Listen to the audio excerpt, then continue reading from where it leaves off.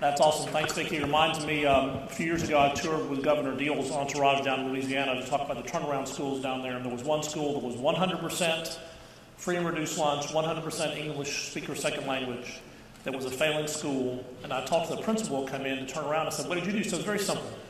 I went through my staff and I asked them a single question. What do you think these kids can do? Do you think these kids can learn?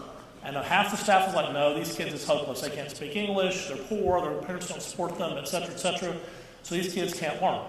And the other parents and the other group of teachers said, you know what, we can give it a shot, I bet these kids can learn. She kept the ones who thought the kids could learn, she got new people, and that went from an F school to a B school in 2.5 years. So expectations, I think, Vicki, is a huge thing.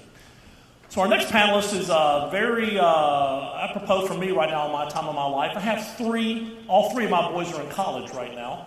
And so the cost of higher education is a very sensitive subject in my house at this certain time. Luckily, 2 of the 3 have kept the Hope Scholarship. The third one is a great kid, but I'll just leave it at that.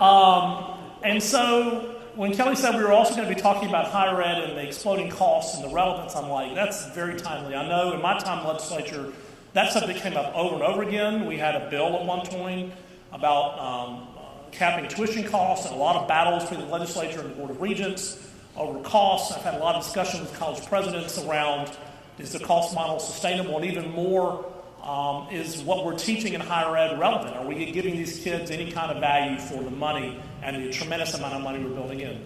So our next speaker, Gordon Rogers, and his company Edivate, is working in that space to try to figure out what's going on with higher ed, what's going on with the costs, and what is going on with how effective we're delivering that education. So our next panelist, Gordon Rogers. Thank you, Gordon.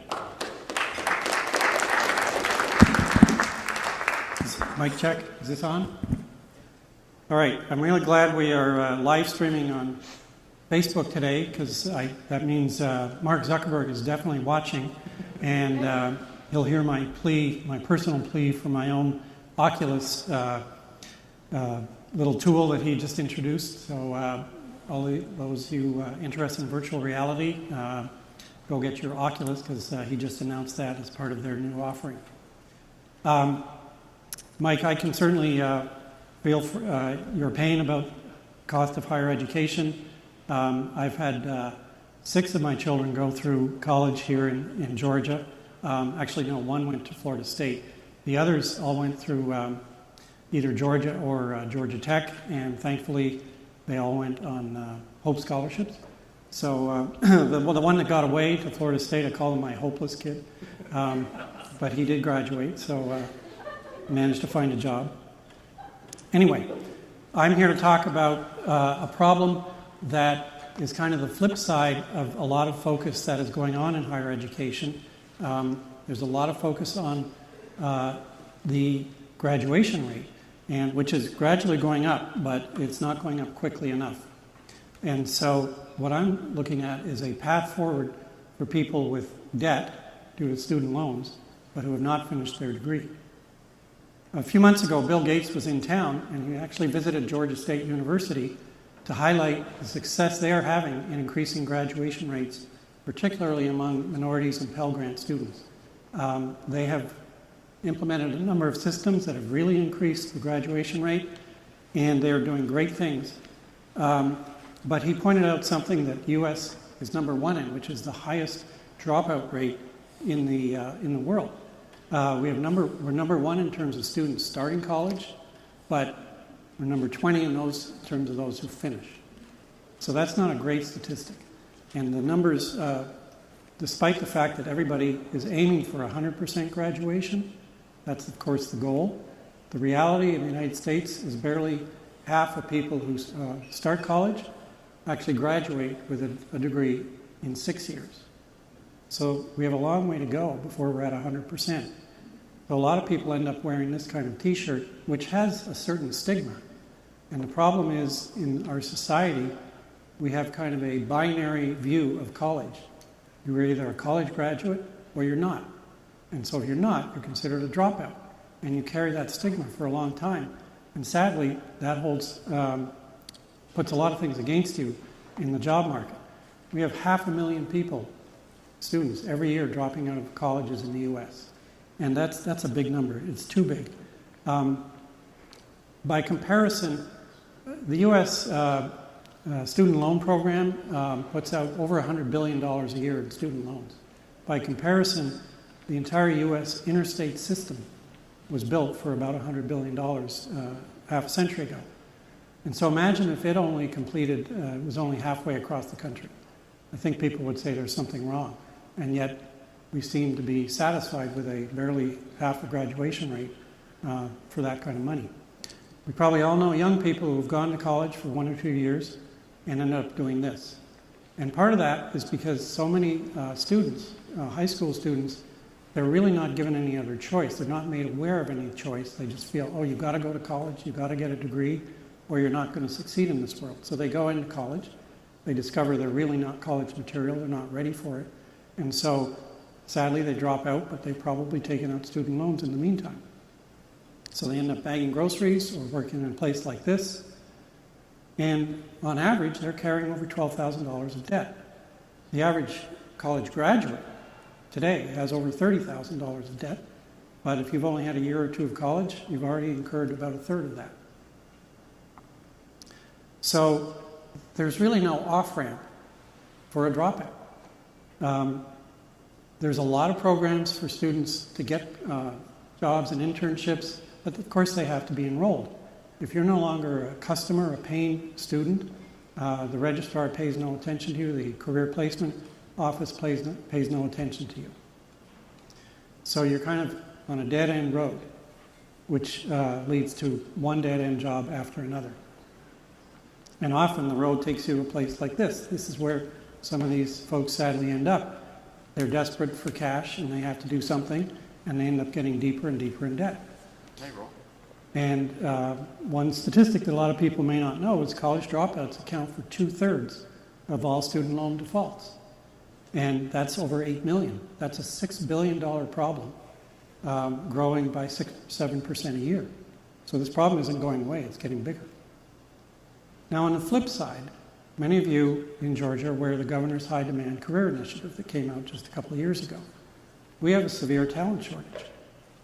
And a lot of that talent can be filled by these young folks that actually have quite a few qualifications.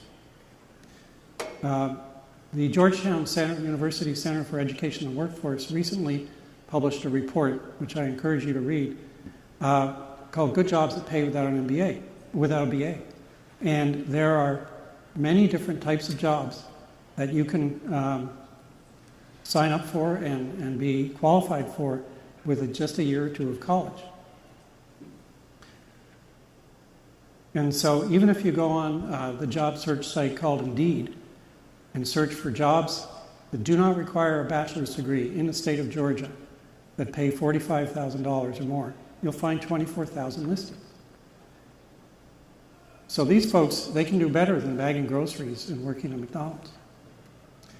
Now, many of you may know that I've been involved with Brian Srikanchana for a number of years, and his company, Work Ready Grad, which was to help students in college be prepared, better prepared for a career after college. And so this is kind of an offshoot program of that, which cynically we might call Work Ready Dropout. Because these folks have a year or two of college, they've proven that they have some competencies and capabilities, and they just need that kind of last mile of training to be qualified for an actual position. And so we're working on something we call a bridge boot camp, which is to plug that hole between academia and industry with the skills that people need. And these are not requiring another 2 or 3 years of education. Little known fact, half of HR managers are reporting severe problems in filling middle skills jobs, those requiring some college but not a full 4-year degree.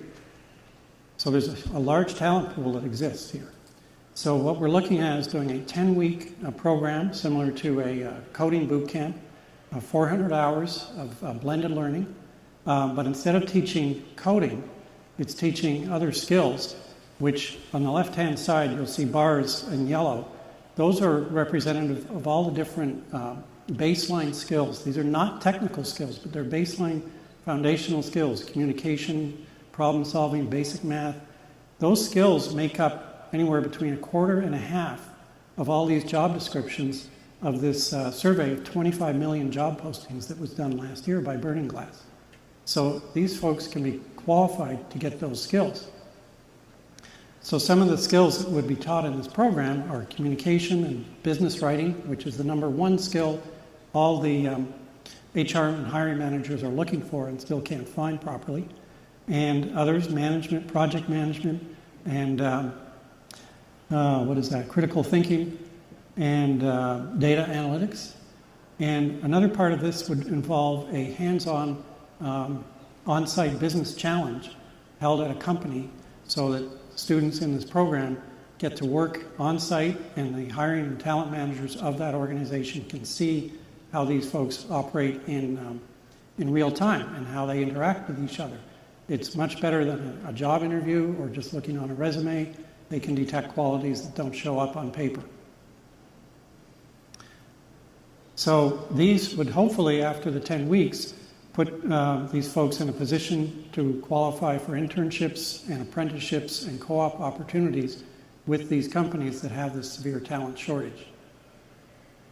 So this would be a private sector solution to a problem. The support would come from various partners, including the large student loan service providers, the different companies, because as I mentioned to you earlier, they have a very high default rate, and once somebody defaults on a student loan, they're unlikely to qualify for a car loan, a mortgage, or any other type of financial involvement.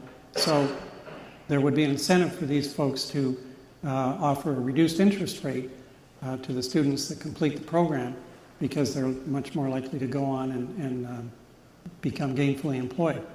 And the other partnerships would come from the talent recruiters and staffing and placement agencies that would have a rich source of qualified talent to fill that talent gap that they are currently seeking to fill.